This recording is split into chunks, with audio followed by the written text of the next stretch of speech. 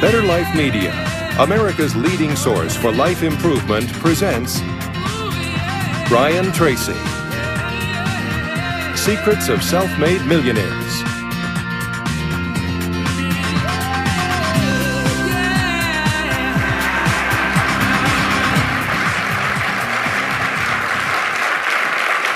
Thank you. Thank you. Thank you for being here. I have some good news for you. More people are going to make more money in the next few years than have been made in all of human history. In the year 1900, there were 5,000 millionaires in America. In the year 2000, there were 5 million millionaires. That's an increase of 1,000 times. Now, there was a leveling off in 2001, 2002. In the last 2 years, the number of millionaires has jumped 33%. It's jumped to 8.2 million millionaires in America, and virtually all of them are self-made, which means they started without a pot to you-know-what in or a window to throw it out of. And they've made it in one generation. When we look at the wealthiest people in America today, Warren Buffett, Michael Dell, of course, Bill Gates, Paul Allen, and the Walton family, all first-generation multi-billionaires.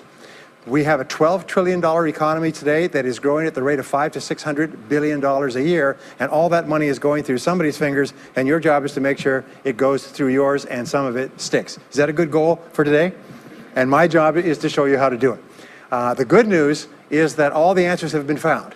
Self-made millionaires have been studied exhaustively. They've been analyzed. They've been interviewed by the hundreds of thousands and millions. And what we know is exactly who they are and what they do and how they think and how they tick and the decisions they make and the things that they do and they don't do. And the wonderful thing is this: if you do what other successful people do, you eventually get the same result that they do. Now, some people say, well, I started off without any money and I don't have any money now. Well, join the crowd. Nobody's got any money. Most people are broke up into their 40s and 50s. So if you're broke today, you're just one of the gang. The only question is, do you stay there? And the answer is no. Now, when I started off in this many years ago, I came from very poor beginnings. I did not graduate from high school. I finished in the half of the class that makes the top half possible. When I left school, I dropped out of high school. I could only get laboring jobs. I was told, by the way, if you don't get a good education, you won't do well in life. Don't get good grades, you won't get a good job. Don't go to college, you won't do well, and so on. And I believed that for a long time until I found there's hundreds of thousands, millions of people who dropped out of high school who went on to become millionaires and billionaires as well. The reason I say that to you, by the way, is don't let it hold you back. Don't let any experience that you've ever had in your life act as a brake on your potential, because there's hundreds of thousands of people who've had it worse than you could ever dream of, who've gone on to accomplish wonderful things. So, I worked at laboring jobs for several years. I worked in construction. I worked on farms and ranches. I worked in factories putting nuts on bolts hour after hour. And one day, in a state of frustration, I began asking this question: why is it that some people are more successful than others? Now, in the Bible, there's the line that says, "Seek and ye shall find, for all who seek findeth. Ask and the door will be open." So I began asking other successful people, what are you doing differently from me? And they told me, and I did it, and I got better results. I got into sales when I could no longer get a laboring job, like many of you. And in sales, I noticed that one of the guys in my company was making 10 times as much as anybody else, and he was selling the same product out of the same office at the same price to the same people under the same conditions, and he was making 10 times as much as anybody else. So I went and asked him, what are you doing differently from me? And he told me, and I did it. Now, what I discovered, which changed my life and which brought us here today, is I discovered the law of cause and effect. The law of cause and effect, sowing and reaping, action and reaction, is the great universal or iron law of the universe. What it says is that everything happens for a reason, is that there are no causeless effects, is that even if we don't know what is causing the effect, we trace it back. It's the basis of the scientific process, of all medical research, of all marketing, of all business, is if you can define an effect that you want, you can trace it back and find somebody who at one time did not have that effect, and then find out what they did, and then do the same things, and you eventually get the same results. We say that success is not an accident. Failure is not an accident. Success leaves tracks. So if you just follow the tracks of other successful people, no matter where you're starting from, you eventually get to the same place that they get.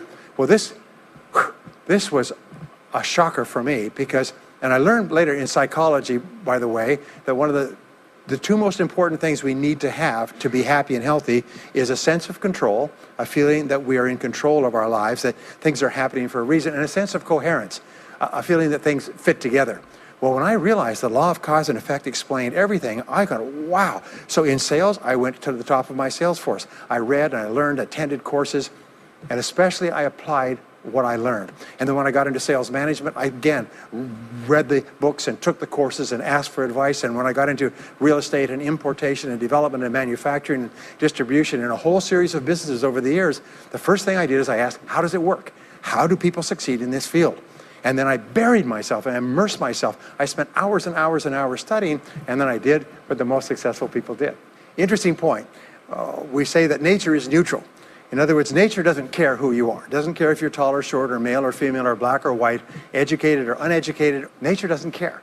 All that nature cares is that you do what successful people do. It's like making a recipe. Nature doesn't care if you follow a recipe. If you follow the recipe exactly, you get the dish. Nature doesn't care who's doing it. And that's the wonderful thing about our society. It's basically like justice. It's blind, is nature doesn't care. In fact, there are a lot of people who are not as smart and not as talented as you who are doing vastly better than you, not because they're better, but because they're just following proven success methods. There's nothing that will make you madder than to see somebody who's dumber than you, who's making more money than you, right? Have you had that experience? So what we do is we use proven success methods. We just find out what they are, and we do them over and over again. Quick point, nothing works the first time, okay? Please understand that. Nothing works the first time. What is the average number of times that a person tries with a new goal before they give up? Can you guess? Well, the average is less than 1, because most people give up before they try even once.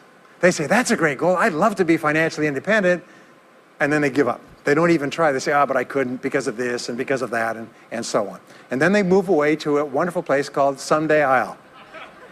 You ever heard of Someday I'll? Someday I'll start saving money. Someday I'll get out of debt. Someday I'll lose weight. Someday I'll start a business. Someday I'll get serious about my finances. And most people live on Someday I'll. Your job and my job is to vote yourself off the island, right? And we start taking control of our lives. Well, about some years ago, I was called by a major businessman, and he asked me if I would do a talk for his 800 entrepreneurs that own separate franchises within his organization on how to become a self-made millionaire. And I said, sure. When you're a young speaker, you agree to speak on any subject. Sure, I'll speak on that subject. Now, I was just like most people. When I was young, I wanted to be a millionaire by the time I was 30. And when I hit 30, I put it off to 35. And as I got to 35, you put it off to 40, and then you kind of just don't look at it anymore. You forget about it and feel the deck is stacked against you. Well, I was about 38, 39 when he called me up and asked me. I said, sure, no problem. And I said, now, what do I know about self-made millionaires? And this is a shocker. I didn't know anything. Oh, I knew that they had more than $1 million, but that's a real basic piece of knowledge, you know. So I started thinking, what do I know about it? So I began to study them. And that's when I found out that they've been studied so thoroughly, is we know everything there is to know about them. They are a source of incredible fascination. And there's 50 years of research. So I began to read the studies and find out where they came from and what they did and how they thought and where they started and the decisions they made and the kind of people they were. One of the things that I learned, by the way, is that becoming a self-made millionaire is not the important thing. What is really important is the person you have to become a self-made millionaire. You have to become a totally different human being. One of my friends says that in order to achieve something you've never achieved before, you have to become someone you've never been before. And it's a really important insight, is the qualities that you need to develop, qualities on the inside to become a self-made millionaire, are incredible qualities that make you a vastly better person. Not only better in terms of character, determination, discipline, decision-making, strength, and so on, but they make you a far better person. They round out your character in a far better way. So the real payoff of becoming wealthy is not because you can eat more, because how many more meals can you eat? How many more clothes can you wear? But it's the kind of person that you become, and then the kind of people that you associate, the kind of life that you have. And so the things that we're going to talk about now, and I know that you're some of the smartest people in our country, so I'm going to give you these ideas very quickly, like dealing cards. What I found in my research is that there's a series of qualities that self-made millionaires have. If you have these qualities, your success is virtually guaranteed. And if you don't have these qualities, the qualities are learnable. Point number one is that all business or sales skills are learnable. All financial skills are learnable. If you can drive a car, you can learn any skill. If you can drive a car, you can learn the skill. Now, number two is you're probably only one skill away from doubling your income right now. you're probably only one skill away from setting yourself on the road to becoming a self-made millionaire. That turns out to be the case for almost everyone. And if you don't know what that skill is, maybe over the course of the time we spend together, it'll jump out at you. But whatever it is, you've got to find it out and go to work on it, because it is learnable. It's a learnable skill. People say, well, I've never been very good with money. Well, get over it. The fact of the matter is, you can learn what you need to learn to achieve anything that you want to achieve. So, the success secrets of self-made millionaires. Give yourself a score of 1 to 10, and if you are weak on one of these, it can be enough to hold you back. If you're strong on all of these, then there's no limit to what you can accomplish. The first is to dream big dreams. Dream big dreams. Practice what is called back from the future thinking and project forward. Develop a vision of yourself as happy, healthy, wealthy, thin. Practice what top people practice, which is what is called idealization. You project forward several years and you imagine that your life is perfect in every way. Imagine that you have no limitations. Imagine that you have all the time and all the money and all the friends and all the contacts and all the education and all the experience, and that you could be or have or do anything you want in life. If you could, what would it be? If your life were perfect in 5 years, what would it look like? How much would you be earning? How much would you be worth? What kind of a family life would you have? What kind of health would you have? What kind of car would you be driving? What would your life be like if you could wave a magic wand and make it perfect in every way? Now, what we have found is this is the starting point of great riches, and it's the starting point of great success in life, is for you to have a dream or a vision of a wonderful future. Here's an exercise that we give people in our audiences, is take a sheet of paper and make up what is called a dream list. Now, imagine this is kind of like a kid's Christmas list, and that it just allows you to just run wild and just write down everything that you could think of that you could possibly want. I had a friend who I taught this to, and he got so excited about it, he bought a spiral notebook, and he began writing. And he'd go through the newspaper, and every single thing he saw in the newspaper that was nice, he wrote it down as a goal. He ended up, first time through, with 330 goals. By the end of the month, he had 500 things that he wanted. The interesting thing was that his life exploded. He activated the law of attraction, and he began to attract into his life people, circumstances, ideas, resources, insights that began to move him toward the accomplishment of the goals and began to move the goals toward him. Number 2 is to do what you love to do. Whenever you find people who are really successful in life, they're people who do what they love to do. They love their work. The great rule for success in life is to find something that you love to do and then find a way to make a living doing it. Now, when you find what you love to do, it'll be something that gives you energy, it motivates you, it enthuses you. It's probably something that you were meant to do from the time you were born. And when you ask self-made millionaires, what sort of work do you do? They'll often say, I've never worked a day in my life. I just do what I like to do. I had a graduate in my course once who came up to me and said, you know, that's interesting. He said, when I was a little boy, I loved to study airplanes. He said, I got airplane books, and I had airplane models, and I had toy planes, and then I got into competitions with remote-controlled planes. He said, when I grew up and went to school, I studied aeronautical engineering.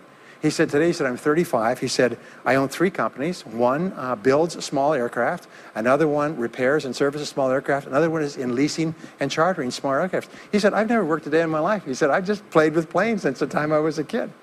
So one of the things that you can do is go back to the time when you were young, as a child between the ages of 7 and 14, before you discovered boys or girls, and what is it that you really love to do? And you'll often find that within that is something you're supposed to do as an adult. Number 3 is commit to excellence. Now, this is really, really important, and I had a hard time with this as a young man because I was never good at anything. I was never picked for any team, and if I was picked, I was the first person cut. I got lousy grades in every class. I got fired from multiple jobs. I even got fired from a job pumping gas once. Can you imagine that? Being fired for pumping gas because you're no good. They came out and said, you're no good at pumping gas. How can you be no good? Little old ladies can pump gas, and here I was no good at pumping gas. Anyway, so I got fired. I went from job to job, and then I discovered that all people who are successful are excellent at what they do. You know the old question they asked Willie Sutton, the bank robber, why do you rob banks? He said, well, that's where the money is. Well, being in the top 10% is where the money is. So what you have to do is you have to pay any price and make any sacrifice to get into the top 10% in your field. Now here's the good news. If you're doing what you love to do, you will want to be in the top 10% in your field. If you don't want to be excellent at what you're doing, it means you're in the wrong field. It just means that you're marking time, you're treading water. And there's a lot of people who are in their field and they do their job and they go home at night, they don't think about their work and so on. And this kind of an attitude means that you have no future. You have a very shaky present. That crackling sound you hear is the ice breaking under your feet, okay? And you have no future, because if you're not doing what you love to do and throwing your whole heart into it, you're just marking time. But everybody is designed so that there is something that you love to do that you can do well. And the fact that you love it means that you probably have the ability to excel at it.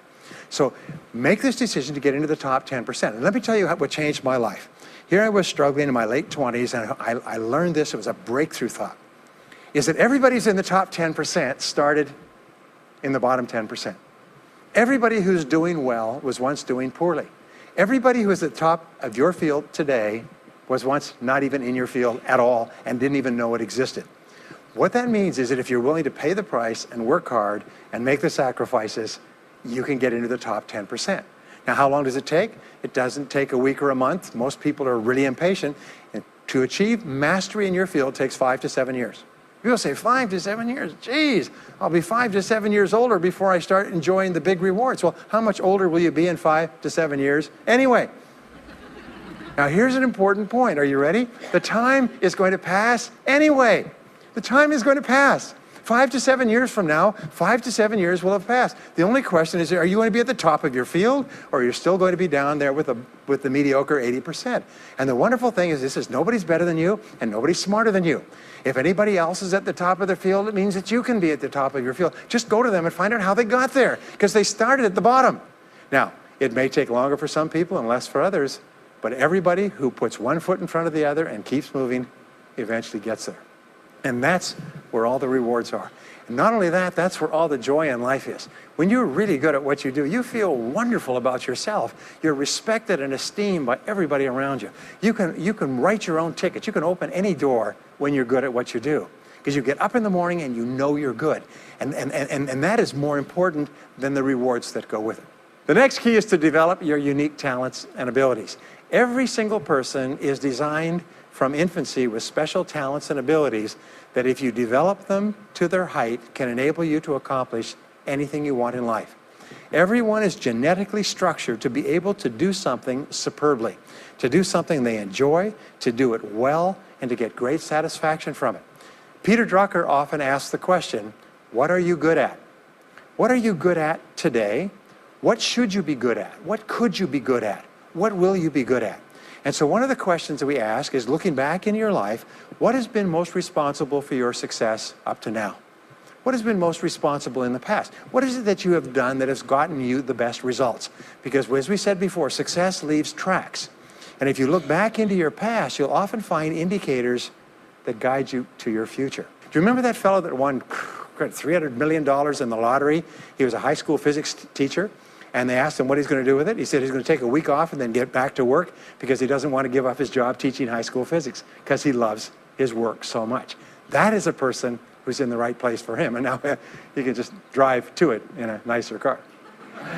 Anyway, now the next key to becoming a self-made millionaire is to see yourself as self-employed.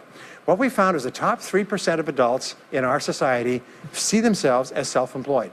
They see themselves as in charge of their own lives. When I started off my career as a young man, I was 21 years old, working as a construction laborer, living in a one-bedroom apartment, broke, taking buses 2 hours every morning to get to work, and buses 2 hours to get back. I still remember that, and I still remember a light going off one evening. I was sitting there in my little apartment, in my little kitchen alcove, and I suddenly realized that I was responsible, that I was in charge of my own life, that no one was coming to the rescue. And it was one of the great turning points in my life. So what you find is that all exceptional people are highly responsible people. They look upon themselves as self-employed. Sometimes I'll ask an audience, I'll say, how many people here are self-employed? And some people will raise their hand and some won't. I'll say, now what's the true answer to this question? And the true answer is that everyone is self-employed. The biggest mistake you could ever make is to ever think you work for anyone else but yourself. Even if someone else signs your paycheck for you all your life, The most valuable people in any organization are the people who treat the company as though it belongs to them. They see everything that happens as affecting them personally. They're not the 9-to-5ers, the no-hopers that say, yeah, well, I go to work. When I'm not at work, I don't think about my work. These people, somebody has told them that's a clever way to think. It's the way losers think. Winners think about their company, and when they're not there, they think about how they can do it better. When something happens in their company, they take it personally because they see themselves as highly responsible. As a result, they're paid more, they're given more educational opportunities, they're promoted faster, and these are the people that eventually, like cream, rise to the top of every organization and every industry, the top 3%. The next key to becoming a self-made millionaire is to develop a clear sense of direction. Developing a clear sense of direction means that you need to become intensely goal-oriented. We find that all successful people are goal-oriented. There's an old saying, you can't hit a target that you can't see. You've got to know what you want in every area of your life. Some years ago, I worked with the Hunt Oil Company in Texas. The Hunt Oil Company was founded by H.L. Hunt, who became the wealthiest, self-made, multi-jillionaire billionaire in the world. At his peak, he owned 200 companies and had a royalty income of $3 million a day. Most phenomenal man, by the way. And he was interviewed by a friend of mine on television before he died in the early 70s. And he was asked, what are the secrets to success? He said, the keys to success have only been two through all my life, and I will tell you what they are.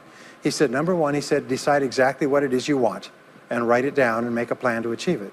And number two is determine the price you're going to have to pay to get it and then resolve to pay that price. Now, where the law of sowing and reaping cause and effect, I learned an additional point to that. I learned that your current life today is the result of the price you've sown up to now. Is whatever you've put in, you get out. So whatever you're getting out today is a result of what you've put in. If you don't like what you're getting out, what you have to do is you have to put in something different. What I found is this, is that life is always just in the long run. So therefore, life says this, is there's a price you have to pay, and there's two qualities. First of all, you have to pay the price in full for your success of study, preparation, hard work, and so on. And second of all, you have to pay the price in advance. You don't get it afterwards. The way the world works is first you put in what you need to put in, and then you get out the rewards. So you have to ask yourself, what is the price that you have to pay to achieve the success that you desire? And you have to write it down and make a plan and work on it every day. Now let me give you a quick exercise, which is my only take-home or homework exercise for our time together. I want you to take a piece of paper like this and write down 10 goals that you'd like to accomplish in the next 12 months. Write the word goals and today's date at the top of the page. Write down 10 goals you'd like to accomplish, and then ask yourself this great question. If you could only accomplish one goal on this list, but you could accomplish it within 24 hours, which one goal would have the greatest positive impact on your life? Now, this is a great question because it'll usually jump out at you. You say, that's the one. If I had this, that would have more of an impact on my life than anything else. Sometimes it's a financial goal, sometimes it's a health goal, sometimes it's a relationship goal. But whatever it is, put a circle around that goal and then turn the page over and write it at the top of the page. Set a deadline on the goal, make a list of everything that you could think of to do to achieve the goal, and then begin working on your list. And here's the kicker, do something every day. Do something every day that moves you one step forward towards your major goal. My promise to you that this exercise, selecting your most important goal, making a plan, and working on it every day, will change your life in ways that you cannot imagine. They say that people begin to become great when they determine their major definite purpose, their number one goal, and work on it every day. It is the secret to becoming a self-made millionaire. It's the secret to great success in life. My promise to you is a week, a month, a year from now, you'll look back and you'll be absolutely staggered at the difference it makes. I was giving a seminar not long ago, and a gentleman came up to me. He said, you know that goal-setting exercise? It changed my life 10 years ago. He said, I was broke, I was divorced. He says, I was an alcoholic, and somebody dragged me to one of your seminars. He said, and I did that exercise and I picked my major goal. He said, it changed my life. I said, in what way? He said, today, he said, I'm worth $40 million. I said, wow. He said, yes, and I owe it to that lesson. Next is refuse to consider the possibility of failure. It's the most amazing darn thing is that the fear of failure is the greatest single obstacle to success in adult life. And it's not failure itself, because each one of you is a professional failure. Each one of you has failed over and over and over again. Isn't that true? All of us fail. All human beings fail over and over. 9 out of 10 things that we try don't work out the way we expected. We have failures in relationships and in jobs and in careers and investments and everything. It's not the failure that holds you back. The failure makes you smarter. We say that it is the fear of failure, not failure, that holds you back. And the way that you overcome failure is you never consider the possibility of failure. The rule is this, is there's no such thing as failure, there's only feedback. Is when you try something that doesn't work, you get feedback, not failure. And recognize that most things you try aren't going to work the first few times. So what you do is you say, oh, that's an interesting bit of feedback. And you pick yourself up and you move forward and you have more feedback and you move forward. To become a self-made millionaire, you're going to fail over and over again, year after year after year. But your brain has a cybernetic mechanism, which means that every time you try something, you get feedback, which makes you smarter. And when you try something else, you get feedback, which makes you smarter. And eventually, you reach the point where you're too smart and you stop making mistakes. You start to do more and more things right and fewer things wrong. But you can't get there unless you have experienced the failures. Henry Ford once said that failure is merely an opportunity to more intelligently begin again. Now, let me pass on one great rule to you, which has been discovered in interviewing self-made millionaires. Self-made millionaires look into every failure for something good. They say, there's got to be something good in this that I can benefit from, and surprise, surprise, they always find it. Second is, self-made millionaires always seek the valuable lesson in every setback or obstacle or temporary failure, and they always find the lesson. Now, what do failures do? Failures whine and cry and think about what they've lost and blame their problems on someone else. Successful people say, what can I learn from this that will make me smarter next time? And my promise to you, those who seek find, is that if you go looking for a valuable lesson in the biggest problem that you're facing today, you'll always find the lesson. Here's another possibility. Your biggest problem today could be the biggest gift that you have ever received, because it may contain within it the lesson that will make you successful. If you stop thinking about what happened and who's to blame, and you start looking for the gift within your problem, sometimes it can transform your life. The next key is to dedicate yourself to lifelong learning. Now, what takes you from rags to riches is personal development, personal and professional development. In the 21st century, as Peter Drucker says, knowledge and skill are the keys to the 21st century. And the only thing that will be relevant, the only skill that will be relevant in the 21st century is the ability to learn new skills, because virtually everything you know is becoming obsolete at a rapid rate. Stephen Covey says that your current knowledge base has a half-life of 2 years, which means that half of everything you know will be irrelevant within 2 years. And 2 years from now, half more. So if you're not continually learning and upgrading your knowledge and skills, you're not staying in the same place. As Pat Riley says, the basketball coach says, if you're not getting better, you're getting worse. If you're not constantly learning, you're actually falling behind. So here are the 3 keys to continuous learning. Number 1 is read in your field 30 to 60 minutes each day.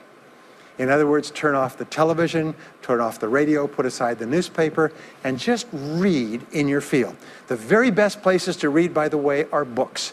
Read books, the best-selling books written by the most successful people in your field, because books contain a wealth of riches that can enable you to function at a far higher level, to get much better results than you could before. So read 30 to 60 minutes a day. I've had people tell me, countless people over the years, that reading an hour a day has doubled and tripled their income within a year. The second thing you do is take every course that you possibly can. The courses and seminars that are available to you in your field that are given by professionals are courses that have been developed over years and years and years. They have been tested and tested and tested. The person who is talking to you for several hours has spent thousands of hours learning their subject. They have dry tested this or done test runs with thousands of other people. When you take a course, you can learn enough information in 1 or 2 days, more than you could learn in 2 or 3 years or maybe even a lifetime, all distilled and put together. People say, I can't afford a course. You cannot afford not to buy books. You can't afford not to go to courses. Some years ago, I had a dentist, and he was a very successful dentist. I was recommended to me by a friend. And this dentist retired at the age of 53. And just before he retired, he sold his practice for about $2 million. Just before he retired, he told me why. He said about 8 years before, he had attended a dental congress in Hong Kong. This is from California. He'd flown all the way to Hong Kong to attend this international dental congress because there were specialists giving private lectures, sort of plenary sessions on the side. And he attended this session, and it was on particular technique of cosmetic surgery that this dentist had developed that no one else knew, where you could basically straighten out a person's entire front jaw so they look beautiful at a very low cost, at a very high level of effectiveness. He came back and he began implementing this in his practice. People began flying from 500 to 1,000 miles away. Every dentist sent their families, members, and themselves to this dentist. He was able to charge whatever he wanted to charge. He said 8 years later, he retired as a self-made millionaire at the age of 53 to enjoy his money for the rest of his life from what he learned from one session at one convention at one course. Now, that is a true story, and maybe it's an exception, but you can never tell where the information is going to come from. The third way that you can upgrade your skills is listen to audio programs in your car. The average driver drives 500 to 1,000 hours a year, 25 to 50,000 miles. If you listen to audio programs in your car, according to the University of Southern California, you will get the equivalent of almost full-time university attendance just listening to learning material as you drive around. It can totally and profoundly change your life. Very, very important. Here's an interesting point. The more you commit yourself to becoming the best person you can be, the more you like yourself and respect yourself. The more energy you have, the bigger goals you set for yourself, the more you persist. When you invest in yourself and you read and learn and upgrade your skills, you're telling yourself, wow, I am a person with a great future, and it's up to me to maximize my potential. And your self-esteem goes up, your self-respect goes up, your sense of personal pride goes up, and you started to get promoted more and paid more in every part of your life. Well, the next is to develop a workaholic mentality. In our society today, you hear all these people talking about take it easy, have balance in your life, relax, lean back, have fun at work, happy, get along with your coworkers. This is loser talk. Loser, loser, loser. Now, there's a time in your life when you can back off, all right? You can take it easy. But that's when you've made it, not before you've made it. Because before you've made it, you're in a competition with hundreds of thousands of millions of other people, like at the Olympics, who also want to make it. And in order for you to win, you are going to have to work harder and work better and work smarter than they do. So the rule is to develop a workaholic mentality. What does this mean? It means that you start a little earlier, you work a little harder, and you stay a little later. Use what I call the 40-plus formula. The 40-plus formula says that working 40 hours a week gets you survival, and that's all. You work 40 hours a week, you survive. You make no progress. You don't go ahead. You just barely hang on. Every hour that you invest in your work or yourself over 40 is an investment in your future. So you can tell what your future is going to be with unerring accuracy by looking at how many hours over 40 you put in. Now, how many hours does the average self-made millionaire in America work until he passes the $1 million mark? 59. Some of them work 70, 80, 90. The average is 59 hours. How much does the average top executive work? 59 hours. So that's rule number one, is the hours you put in over 40. If people say, well, my office is locked and I can't get in more than 40 hours a week, then good. Then spend the rest of the time investing in yourself, getting better at your work when you do it. Now, here's my second principle, and this principle changes your life. It is this, is work all the time you work. When you work, work, don't play. Fully 50% of working time today is wasted, and it's wasted in idle conversation, personal business, family phone calls, surfing the internet, reading the newspaper, drinking coffee, long lunchtimes, coming in late and leaving early. And then the other 50%, you're scrambling because you're behind because you wasted so much time fooling around. Now you start to work, and you don't work on high priority tasks. You try to get rid of all the little stuff. So what happens is the big tasks begin to build up like an avalanche overhang, and they cause enormous stress. And you go home at night and you're thinking about this job, I've got to get this project finished, but I can't discipline myself to stop talking to my coworkers. Every time one of them comes in, like automatic, like a conditioned response, it's blah, blah time. Chatter, chatter, chatter, chatter, chatter, chatter, chatter, chatter. No, what you have to do is work all the time you work. If someone comes in and says, hey, you've got a minute to talk, you say, yes, but not now. Why don't we talk after work? Meanwhile, I've got to get back to work. I'll tell you what, why don't you go down the hall and ruin his career? But don't stand here and ruin mine. It's really important. There's a great story of a little girl goes to her mother and says, Mommy, why is it Daddy always brings his briefcase home and he works in the evenings and he works on the weekends and he doesn't spend any time with the family? And she says, well, honey, you have to understand, Daddy can't get all his work done at work, so he has to bring it home. She said, why don't they put him in a slower class? Next key is to get around the right people.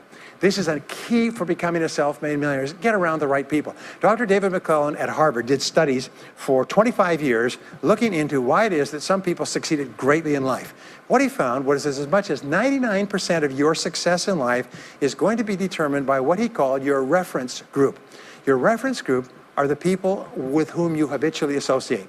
They're the people that you associate with at work, the people you associate with home, your church, your political party, your social circle. What he found in working with people is that changing a person's reference group totally transformed the way they think. Why? It's because we are like chameleons, and we absorb through the skin the attitudes, the opinions, the behaviors, the style of dress, the style of speech of the people with whom we associate most of the time. If you start to associate with winners most of the time, you find that they have a totally different worldview. They're positive, they're upbeat, they're focused, they're learning, they're growing, they're positive at what they're doing, and you start to become like that. We know that our relationships determine 85% of our happiness or unhappiness in life. In other words, if you have bad relationships, personal relationships, they will drag you down worse than a sea anchor. If you work for a bad boss, it'll destroy all your joy in work. If you have one negative coworker, they found that one negative person in an office can cast a blackness over the whole office because of his or her negativity. And so the most important thing you do is you choose your relationships with care and only associate with people that you like and respect and enjoy being around. Next is be prepared to climb from peak to peak. One of the keys to becoming a self-made millionaire is to realize that life is never one continuous train. It's always up and down. So it goes up. Like if you climb a mountain peak, you have to go down into the valley before you climb the next peak. So all of life is cycles and trends. All of life is cycles and trends. And there's up cycles and there's down cycles and there's up trends and there's down trends. The question is, what is the general direction of your trends? We say this, is that life is 2 steps forward and 1 step back. Successful people focus on the 2 steps forward, and then they protect themselves on the downside. They build up cash reserves. They put in stop loss orders on their stock market. They very carefully watch what they're doing. So they try to maintain that 2 steps up, and then make sure that the 1 step back is not so far. And then they want to make sure that this curve is generally upward, so that each time there's a step back, they're still further ahead than they were before. The next one, which is to develop resilience and bounce back. Developing resilience and bouncing back is one of the key qualities of self-made millionaires, because as I said right at the beginning, most things won't work. This is a very interesting point, is that you're going to be knocked down over and over again. And what we know, as my friend Charlie Jones says, is you have to bounce, don't break. And when things go wrong, bounce. And so what I learned many years ago was this interesting technique of what is called mental rehearsal. And mental rehearsal says that you mentally prepare for the inevitable downturns before they occur. So you say, all right, in the course of life, things are going to go wrong, but when they do, I'm not going to become upset. I'm not going to get mad or angry or anything else. I am just going to take it and learn from it and pick myself up and keep going. Sometimes I ask this question, does anybody here have any problems? Everybody says yes, everybody's got problems. Well, here's the rule, is all of life is a continuous series of problems. They never end. The problems just keep on coming, like the waves of the ocean. The only break in this unbroken series of problems will be the occasional crisis. So life will be problem, problem, problem, problem, problem, problem, crisis. Problem, problem, problem, problem, problem, crisis. It's like the waves of the ocean. 6 problems and a crisis, 6 problems and a crisis. Which means that everybody here is either in a crisis right now, has just gotten out of a crisis, or is just about to have a crisis.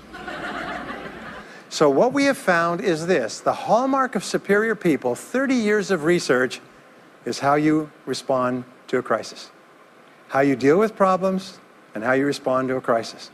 And what we have found is this, is superior people look for the solution to every problem.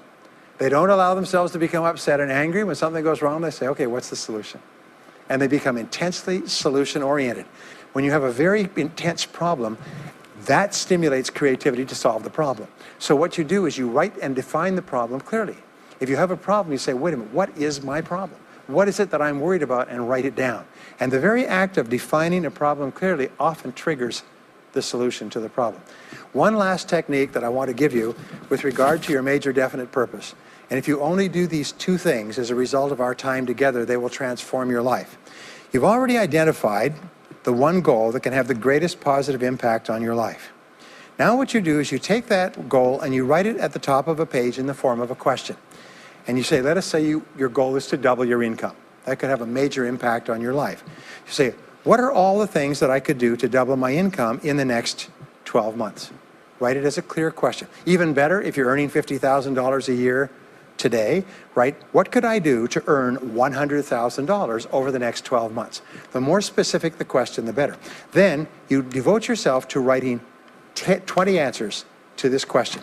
You must write a minimum of 20 answers. Work harder, work smarter, start earlier, stay later, change occupations, upgrade my skills, whatever it is, keep forcing yourself to write till you've written 20 answers. We call this mindstorming. The first 3 to 5 answers will be easy. The next 3 to 5 answers will be difficult. The last 10 answers will be incredibly difficult. But I have given this exercise to people who've gone on to become millionaires so many times I've lost track, because they often find that the 20th answer changes their whole life. And if you've ever done this once, it's absolutely staggering. More people have become millionaires with this simple idea of mindstorming, what I call the 20 idea method, than any other single method of creative thinking ever discovered. Once you've got your 20 answers, pick one answer and take action on it immediately. Once you've got, it doesn't matter what it is, just take one answer and take action on it, and that will keep you thinking and acting creatively all day long. The next key to becoming a self-made millionaire is to become an unshakable optimist. An unshakable optimist means that you think and talk about what you want most of the time. Optimists think and talk about what they want. They look for the good in every situation. They seek the valuable lesson. They're constantly feeding their mind with great ideas, which opens up new perspectives. What I have found is that optimists have 3 wonderful qualities. Number 1 is they learn more things. As a result, they dramatically increase the likelihood that they will learn the right thing at the right time. Number 2 is they try more things, which dramatically increases the likelihood that they'll try the right thing at the right time. And number 3 is they persist. They never give up. Optimists make a decision that once they've decided they're going to become wealthy, they just never stop until they achieve that goal. Now, will they have many setbacks and obstacles and difficulties? Do you know that almost everybody succeeds in a different direction from what they originally intended or from what they originally thought? But they just keep going. Almost like a football player running down the field, running, blocking, changing, moving back, forward, continually, but never loses sight of the goal. So optimists learn more things, try more things, and persist longer. I want to leave you with the last 2 qualities of self-made millionaires. Second to the last quality is that they develop the qualities of courage and persistence. I said before, the biggest single obstacle to success is the fear of failure. The antidote to the fear of failure is the habit of courage. And what we know is that you need 2 types of courage to succeed. The first type of courage is the courage to begin. It's the courage to launch with no guarantees of success. Someone once said that if all obstacles must first be removed, nothing will ever get done. So successful people are willing to think, plan, make decisions, and then take action with no guarantees. We say leap and the net will appear. Take action with no guarantees and then learn. The second part of courage is the courage to endure. It's the courage to persist. It's the courage to keep on keeping on. It's to make the decision in advance that you will never give up. No matter what happens, you will never give up. You will get knocked down over and over again, but you'll never give up. And the interesting thing is if you make that decision in advance, you'll find yourself continually bouncing back. So courage means the courage to begin and the courage to endure. And the final quality of self-made millionaires, and Napoleon Hill called this the master key to riches. After studying 500 of the richest people in American history, he said it's the quality of self-discipline. It's the ability to make yourself do what you should do, when you should do it, whether you feel like it or not. The quality of self-discipline is the quality that will make you a big success. It's the ability to force yourself to do what you know you should do. And here is the wonderful discovery. Is persistence is self-discipline in action. Every time you persist, you build your self-discipline. Every time you practice self-discipline, you build your ability to persist. And the 2 of them are tied into your self-esteem. So the more you persist, the more you like yourself. And the more you like yourself, the more discipline you have. And the more discipline you have in practice, the more you like yourself. As a result, the more you persist. And eventually you get onto an upward spiral where you become absolutely unstoppable. You reach the point where you know you can achieve the goal and nothing in the world can stop you. And every step that you take forward makes you stronger and stronger and stronger until finally people say, I know one thing about him, I know one thing about her. You cannot stop him or her. Once they decided they want something, they will not stop until they get it. And when you develop that quality, there will be nothing that is impossible to you. So let me just leave you with these last points. We're living at the very best time in all of human history.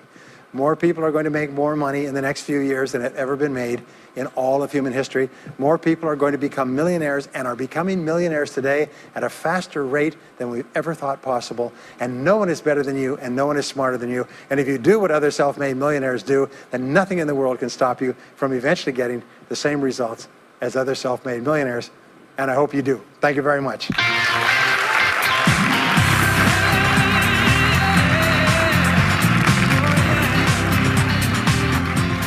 We hope you've enjoyed this special presentation of Brian Tracy's Secrets of Self-Made Millionaires.